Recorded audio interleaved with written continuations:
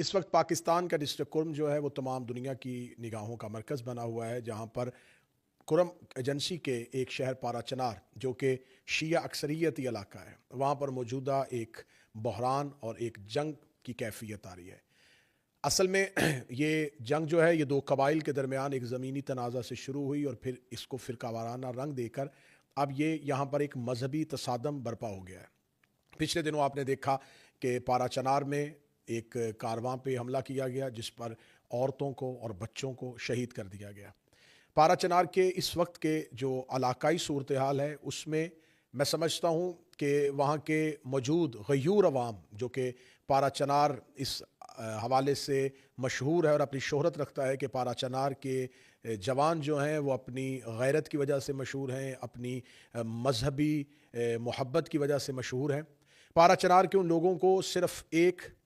شیعہ مسلک اور ایک شیعہ فقہ پہ کاربند ہونے کی وجہ سے پاکستان کا جنرل میڈیا جو ہے، سٹریم لائن میڈیا جو ہے وہ اس کی کوریج نہیں دے رہا۔ پارا چنار میں جو اس وقت کی موجودہ صورتحال بنی ہے اس میں پشتون جرگہ جو ہے اس نے اپنا ایک مؤثر کردار ادا کیا، لیکن اس وقت پارا چنار کو چاروں طرف سے محصور کر دیا گیا ہے۔ پارا چنار کے رستوں کی بندش کر دی گئی ہے، پارا چنار میں خوراک اور ادویات جو ہے اس کی سپلائی کو مکمل طور پر بند کر دیا گیا ہے۔ یہ بندش کس کی طرف سے کی گئی ہے؟ میں یہاں پر مخاطب ہوں کے پی کی گورنمنٹ سے، میں یہاں پر مخاطب ہوں خیبر پختونخوا کی گورنمنٹ سے، میں یہاں پر مخاطب ہوں وزیر اعلیٰ خیبر پختونخوا سے، جو کہ اپنے صوبے کو چھوڑ کے اسلام آباد پر ایک لشکر لے کر تو حملہ کر دیتے ہیں، لیکن وہ اپنی وہی سفید امن کی پگڑی باندھ کر پارا چنار کی عوام کو ان کا حق کیوں نہیں دے رہے؟ وہ پارا چنار کے رستوں کی بندش کے معاملے کو حل کیوں نہیں کر رہے؟ پنجاب سے، کراچی سے، اور میں یہاں پر خراج تحسین پیش کروں گا عبدالستار ایدھی کے بیٹے فیصل ایدھی کو، جو وہاں پر ادویات لے کے پہنچے۔ یہاں پر مجھے کہیں بھی خیبر پختونخوا کی گورنمنٹ کا کردار نظر نہیں آ رہا۔ وہ جو نظر آ رہا ہے وہ یہی نظر آ رہا ہے کہ جب تک یہاں پر سرنڈر نہیں کیا جائے گا وہاں پر امن بحال نہیں ہو سکتا۔ تو یہاں پر اس امن کو بحال کرنا یہ کس کی ذمہ داری ہے؟ یہ خیبر پختونخوا گورنمنٹ کی ذمہ داری ہے۔ پارا چنار کی عوام جو ہیں ان کو بھیڑ بکریوں کی طرح کاٹا جا رہا ہے۔ میں اس وقت مخاطب ہوں پاکستان کی ان تنظیموں سے، ان تحریکوں سے جو کہ ہزاروں میل دور فلسطین پر ہونے والے ظلم کے خلاف تو سڑکوں پہ آ جاتے ہیں اور احتجاج بھی برپا کرتے ہیں، سوشل میڈیا پر اپنی آواز بھی اٹھاتے ہیں، غزہ کے لیے آواز اٹھاتے ہیں، فلسطین کے لیے آواز اٹھاتے ہیں۔ یقیناً جہاں بھی ظلم ہو اس ظالم کے خلاف آواز اٹھانی چاہیے، مظلوم کے حق میں بات کرنی چاہیے، لیکن یہ کہاں کا انصاف ہے کہ آپ ظالم اور مظلوم اپنی مرضی کا رکھیں؟ آپ جہاں سمجھیں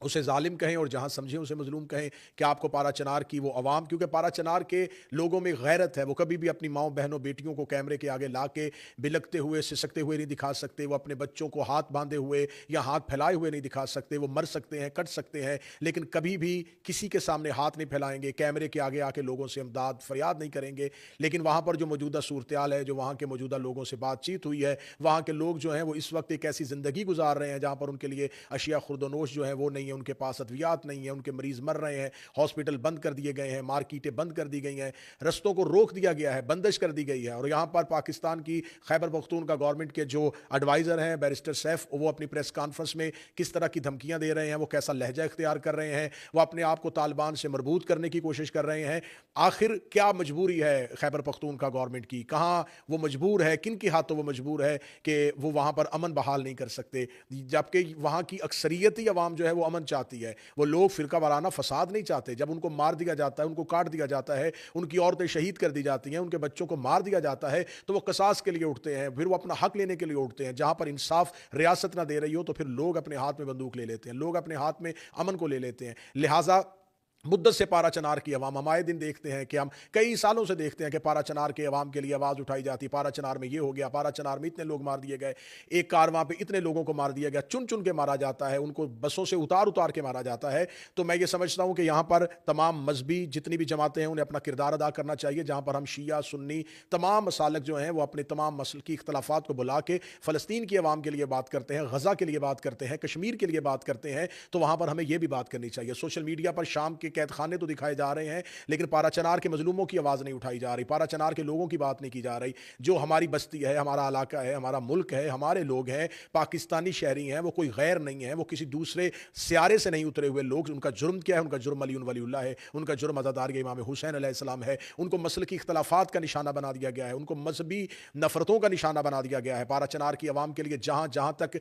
آواز اٹھ سکتی ہے وہاں تک آواز اٹھائیں، سوشل میڈیا پہ اپنے کردار کو ادا کریں، ذاکرین علماء خطبہ اپنا کردار ادا کریں پارا چنار کی عوام کے لیے، اور مجبور کریں کہ پی کی گورنمنٹ کو کہ وہ رستوں کی بندش کو ختم کرے، وہ ان تک عوام کی رسائی کرے، لوگوں کو ان تک پہنچایا جا سکے تاکہ ان تک اشیاء خرد و نوش پہنچے، ان تک ضروریات زندگی کی تمام اشیاء پہنچیں۔ میں پھر